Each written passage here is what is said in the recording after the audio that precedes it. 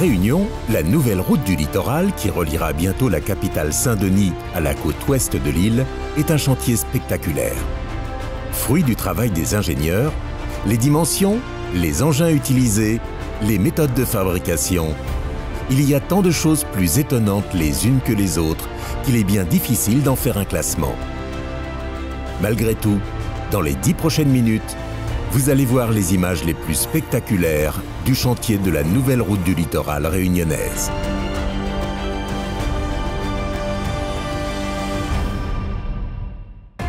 Commençons avec ces blocs aux formes géométriques, les acropodes. Ils constituent la carapace des digues de nouvelle génération. Des milliers de blocs de 10 à 30 tonnes dont la fonction est de disloquer les vagues cycloniques. En 2018, plusieurs épisodes de Houle ont montré l'efficacité de ces acropodes de nouvelle génération. Ils sont d'une solidité extrême et autobloquants les uns avec les autres. Mais ce qui défie notre imagination est que ces énormes structures de béton monobloc sont tous posées de façon très précise grâce à un GPS dans la cabine du grutier. Ici, le bloc de 30 tonnes prend les airs à l'aide de ces grues monumentales de plus de 50 mètres de haut. Le bloc pèse l'équivalent d'un grand camion à remorque. Il est déplacé et posé au centimètre près par les hommes de la digue. Cette opération devra être répétée 35 000 fois sur toute la longueur des digues de la future route. Chez les armaturiers au port, la quantité de barres d'acier qui passent dans leurs mains est incroyable. Des barres de plusieurs centimètres de diamètre qu'il faut tordre pour leur donner une forme précise. Des pièces qui serviront à établir le squelette des piles du viaduc, des voussoirs, des murs chasse-mer. Cette entreprise réunionnaise a pour mission de livrer des centaines de milliers de barres façonnées, de treillis, de cages pour les différents points du chantier. On calcule que chaque jour, un seul armaturier manipule jusqu'à 6 tonnes d'acier. Quand le chantier sera terminé, quand le béton aura enfermé les incroyables armatures de métal, c'est environ 2 millions de tonnes d'acier qui contribueront à la résistance exceptionnelle de l'ouvrage. Le poids de 6 000 gros avions. Et tout cet acier sera passé dans leurs mains. Le viaduc de la Grande Chaloupe a été terminé en juillet 2017. Il est prêt à l'emploi avec son enrobé, ses superstructures de part et d'autre d'un tablier large de 29,80 mètres. Des dimensions voulues pour assurer les modes de transport actuels et futurs. Le tablier est particulièrement fin. On peut le voir en s'introduisant à l'intérieur de la construction. Cette visite accélérée a été prise quelque temps avant la fin des travaux. 230 mètres de tunnel en arrondi parcourus en quelques secondes.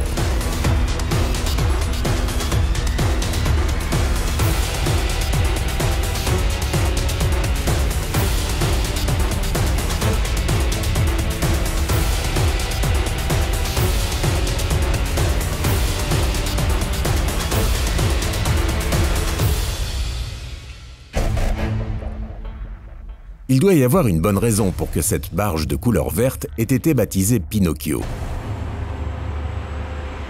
Peut-être la pelle dont le bras s'allonge comme un nez à l'avant de la plateforme. Depuis le littoral, on voit s'activer cette grosse pelle blanche de jour comme de nuit. Sa fonction est de creuser et d'aplanir sous la mer les emplacements des piles du viaduc. Là encore, le travail est réalisé avec l'aide d'instruments de visualisation en 3D de haute performance. Bien sûr, Pinocchio évite de creuser dans les zones de massifs coralliens. D'ailleurs, le tracé de la route les évite soigneusement.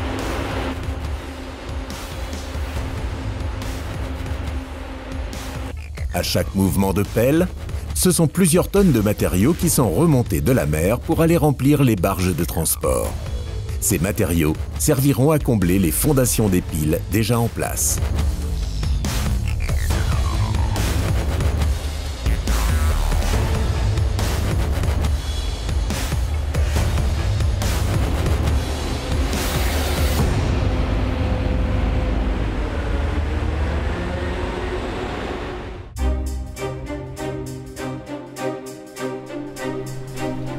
Une vue à couper le souffle du haut de la barge Zurich. toujours aussi impressionnante par sa forme et ses dimensions. La surface d'un stade de football et la hauteur d'un immeuble de 15 étages. De là-haut, la vue sur l'actuelle route du littoral est spectaculaire. À 55 mètres, on peut constater à quel point la route actuelle est dangereuse, si proche du pied de la falaise et, côté mer, vulnérable à l'assaut des vagues. La nouvelle route du littoral, elle, est haute d'une trentaine de mètres et très éloignée du danger de la falaise. Ceux qui osent se hisser au sommet de Zurich peuvent également observer de près le pont roulant exceptionnel, capable de soulever et déplacer des masses de près de 5000 tonnes, environ 8000 voitures, d'un seul coup. Une machine exceptionnelle pour un chantier exceptionnel.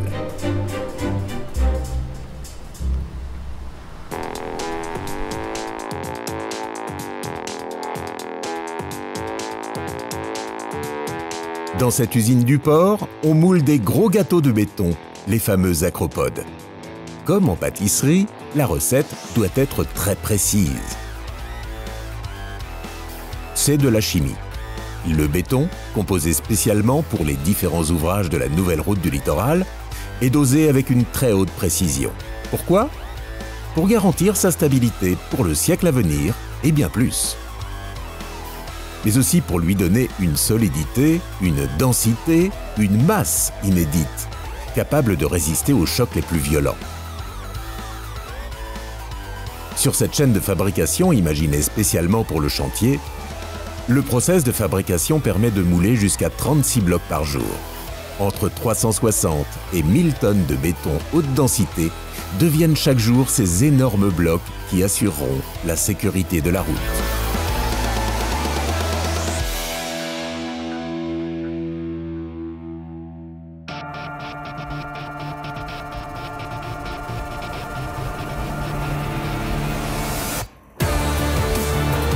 Toujours plus impressionnant, l'engin qui déplace les voussoirs, ces tranches de route qui pèsent entre 280 et 700 tonnes, l'équivalent de 2 avions de type 747. Pour tout le trajet du Grand Viaduc, c'est près de 1400 voussoirs qui seront déplacés vers le chantier. Un calcul rapide nous amène à environ 500 000 tonnes. Un demi-milliard de kilos, c'est juste inimaginable.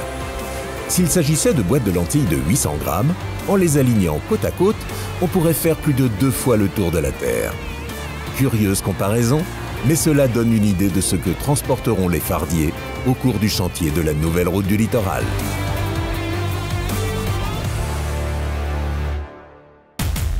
Encore plus grand, encore plus haut, le lanceur. Cette poutre d'une longueur de 300 mètres a été construite au port, puis transportée par Zurich lors d'une opération exceptionnellement périlleuse. Le lanceur est un pont roulant très spécial. En fait, il y a 4 plateformes mobiles. Les plus petites permettent de déplacer les outillages, les petits éléments de construction, d'une pile à l'autre. Et puis il y a 2 gros ponts roulants, ceux qui déplacent les voussoirs vers leur point d'assemblage. Les voussoirs s'élèvent au-dessus du fardier et glissent au cœur du lanceur. Pour l'équilibre du tablier, qui s'allonge à l'horizontale au-dessus de l'eau, le lanceur positionne avec grande précision 2 voussoirs en même temps de chaque côté de la section en cours d'assemblage. Chaque jour, la route s'allonge de 8 à 16 mètres grâce au travail du lanceur et des compagnons du chantier. On le répète souvent, le béton de la nouvelle route du littoral est un béton très spécial. Élaboré en laboratoire, sa formule présente des caractéristiques qui augmentent sa résistance et sa durée de vie. Mais comment s'assurer que le béton qui est produit chaque jour dans les centrales respecte bien la recette? Tout simplement en réalisant chaque jour une batterie de tests. Un contrôle visuel permet de constater son homogénéité. Son étanchéité à l'eau de mer est vérifiée, mais le test le plus impressionnant est celui de sa résistance à la pression. Il faut confirmer que son point de rupture est très supérieur au minimum requis. Alors, un cylindre de béton est inséré dans une presse hydraulique qui va progressivement le soumettre à une pression extrême, jusqu'au point de rupture. Cette fois encore, La résistance va bien au-delà de ce qui est nécessaire. Le béton peut aller rejoindre le chantier. Test de résistance toujours, qui nous ramène à Zurich et ses prouesses. Les embases des piles du Grand Viaduc pèsent de 4000 tonnes à 4800 tonnes pour les plus larges, entre 10 et 15 avions de ligne. Le pont roulant est-il capable de soulever 300 tonnes de plus? Cette certification initiale est destinée à valider les capacités maximum du système de levage. Dès le début du chantier, une pile volontairement alourdie par des blocs de béton va vérifier que Zurich est en mesure de soulever et déplacer une masse de 5100 tonnes.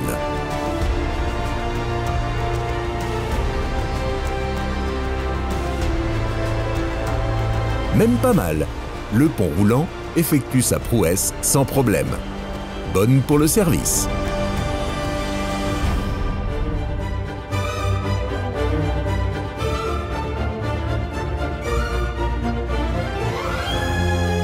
Il y a bien sûr beaucoup d'autres images spectaculaires sur le chantier. Sur le Grand Viaduc, à l'intérieur du Grand Viaduc, sur les digues, autour des digues, dans les unités de fabrication, et même sous l'eau. Pour l'île à grand spectacle, La Réunion, on ne pouvait rêver mieux.